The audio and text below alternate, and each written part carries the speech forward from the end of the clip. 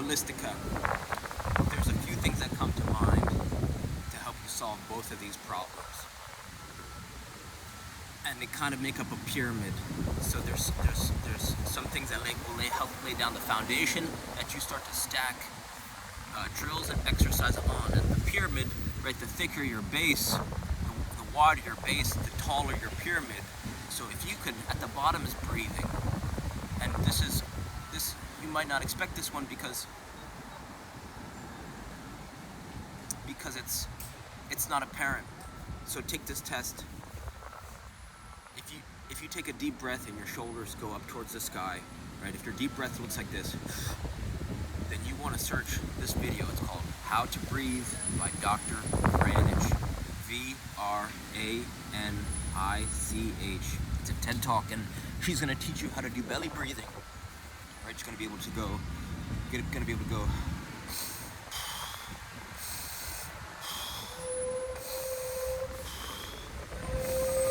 And the reason why this is so important is because your ability to take the ball out of the air, so through your chest, and turn in one motion, right? So you're saying you want to go from chest to feet, or you want to take the ball off a sprint, right? You're going to get a through ball, and you're saying you want to improve your ability to be sprinting,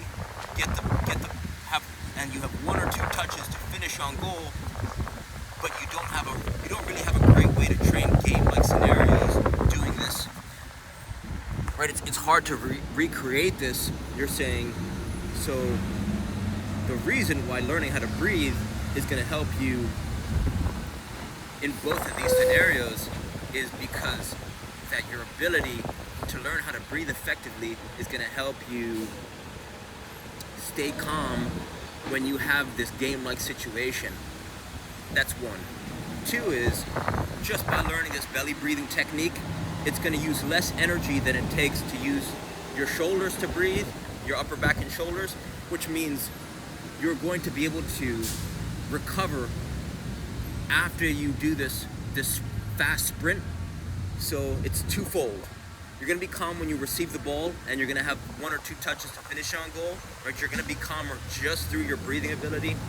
And the second is you're going to recover faster from the sprint, which means you're going to have more opportunities because your endurance and stamina will improve, which means you're going to be able to make those runs more often. So you're going to have more opportunities on goal because your stamina and endurance is going to be improved.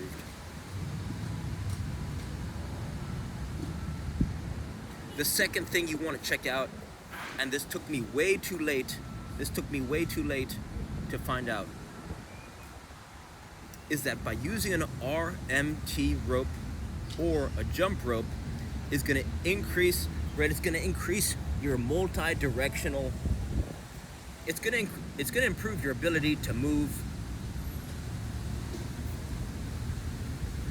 effectively and efficiently on the field. A lot of players spend time in the gym squatting, deadlifting, bench pressing, shoulder pressing, right? They're increasing their strength in the gym, but there's players, right? It's not necessarily about. It's not about what you do. It's about what you don't do. So the players who do that, the players who are work training like bodybuilders, they're gonna be heavier. They're going to be you'll see, right? Especially when it gets into high school, college. A lot of players, they spend too much time in the gym and not enough time training their movement abilities. So just by investing in an RMT rope, it's going to help you become quicker, more nimble, more balanced. You're going to be able to change direction faster, and it's going to allow you to be able to turn, right? Get the ball out of the air and then turn more effectively and finish on goal, right? This is going to help you, right, with the quick first step so that you can just be more dangerous. And this costs less than $10 to make at your local hardware store. Just a piece of rope, as long as you are tall. So after thinking about soccer training for the past 27 years, this is the one thing that I really wish I invested in. So this will help you improve, right? This will help solve both of those problems, right? So the breathing will help improve the problem. If you test that, then this is going to help improve that problem. And the next thing is, okay, so it's twofold. Well, it's threefold. The questions are, can I bring a ball with me everywhere I go? Because if you can bring a ball with you everywhere you go, you're gonna get more, you're gonna be able to juggle and dribble more. The more you juggle and dribble, the more mistakes you'll make. The more mistakes you make, the more you're gonna learn, right? You're gonna have a deeper awareness of where the ball is gonna go when you're getting touches on it. So you want to start to bring the ball with you everywhere you go, if possible, just to increase your volume of touches so that when you get into the game, so just your ability to stay relaxed juggling is going to translate to you being able to finish the ball when you take the ball out of the air and turn in one touch, in one motion, or your ability to get that through ball and then boom, you have one or two touches to finish on goal. So you may not be able to recreate that same scenario exactly, but juggling is just timing, balance, rhythm, and coordination, and it's going to translate directly into you being able to finish on goal in game-like scenarios. There is a third game that you could start to play, right? It's called the barrel game. So let me show you how it looks.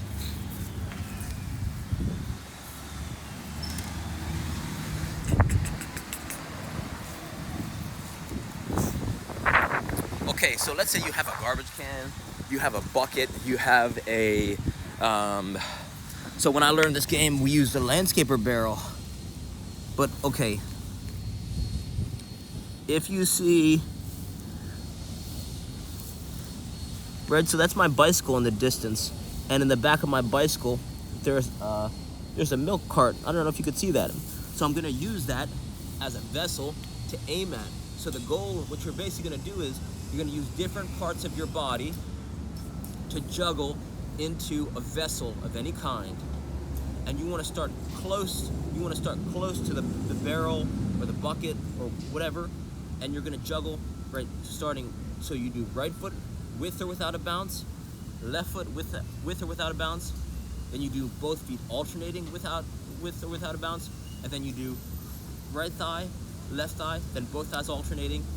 Finally, you finish with any body part you want, with or without a bounce. So that's 1, 2, 3, 4, 5, 6, 7. That's 7. So it's a 7, then double up, 7. There's actually 14. There's 14 variations, right? It's you could do each part of your body and then alternating your right and your left foot, right and left thigh, and then finish with any body part you want with a bounce. And then once you find ease doing juggling into a barrel with a bounce with your whole body, then you remove the bounce. So you could see that there's a progression. So let me show you what it looks like without a bounce, right? Just with my right thigh. That's probably my strongest juggling. So I have my target, and I'm starting fairly close, and I have a tennis ball, but it doesn't matter what ball you use. Then you just juggle into the different vessels, right? So like this.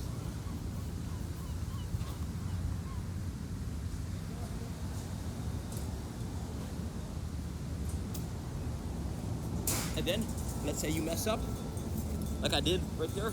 You grab the ball, and then you go back to your starting spot, and then you do it again. And this game is awesome for the game-like scenarios, because you could race against your family, your friends. You could start to get to practice a few minutes early and do this whole progression, right? Not even 5 to 10 minutes. 5 minutes you use practice, right? Get to practice a couple minutes early, and then practice juggling into a barrel with your left foot, your right foot, both feet alternating, right thigh, left thigh, both thighs alternating. Then you finish with any body part you want, right? A combination of feet, thighs, whatever, with or without a bounce. And as you begin to improve, you take away the bounce, you use harder, right? You use more challenging balls. You could go barefoot, as long as you're being safe. Make sure the ground's there's no sharp things or some rocks. You could start to put balls in, right? Hold balls in the hands or weights in the hands, and then you start to go further and further away without a bounce. So in the beginning, right, there's a quote that goes, "Make skills easy, make strength hard." Make it easy, make it fun when you start, and then as you improve, you start to make it more and more challenging. So those would probably be the fastest ways to help exactly improve your problem. The question is, how can I learn how to breathe? Then can I learn how to, or can I start using an RMT rope? And then it's, can I bring a ball with me everywhere I go? And then it's, can I play the barrel game for 60 seconds a day? Each one of these is 60 seconds. Well, after you learn the breathing technique, that just gets removed, right? That becomes a constant variable. So now that's out of the way. Then it's, can I use an RMT rope 60 seconds a day to build the habit? So you're going to use this for every single warm-up that you do. You bring this everywhere you go. And then it's, can I bring a ball with me everywhere where I go? That becomes a constant. And then, can I play the barrel game 60 seconds a day, or before you get to soccer practice or games? This becomes part of your daily warm-up routine, before every practice, before every game. Can I play this game for 60 seconds just to build a habit, and then and start to challenge your friends and family, right? Because that's where the fun begins. And players who are more advanced can play against players who are still beginner. So even though you play against this game against someone who's never played before, you can start from very far away while they're starting very close, and it could still be challenging. So give these things a try. Reach out with any questions. All right, thank you.